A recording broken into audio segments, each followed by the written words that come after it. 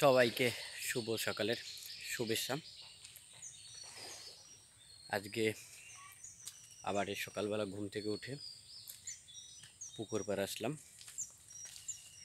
আসলে অনেক দিন যাবতেই এই পুকুর পাড় আসিনি, আর পুকুর পাড় এসেই দেখি হঠাৎ সব কিছু পরিবর্তন।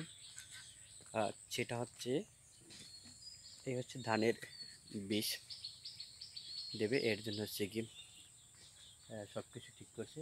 আর এই সাইডের যে বিলটা ছিল, সেই বিলটা কিন্তু প্রচণ্ড পরিমাণে কাজ চলতেছে। এখানে ধান রোপণ করবে তার জন্য। আর এই ধান কিন্তু আমরা একবারই আমাদের যে জমিগুলান থাকে আমরা গেলাম একবারই চাষ করি।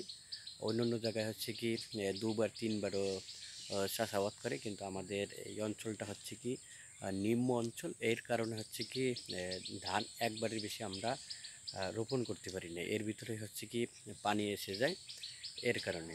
কিন্তু সকালবেলা এসে অনেক কিছুই পরিবর্তন দেখি, যে অনেক জায়গা শুকিয়ে গেছে, অনেক জায়গা দেখছি আইল বানছে, আর অনেক জায়গা কচুরি বানা, তারপরে এগুলান পরিষ্কার করে যাতে ধান রোপণ করা যায় তার জন্য উপযোগী করতেছে।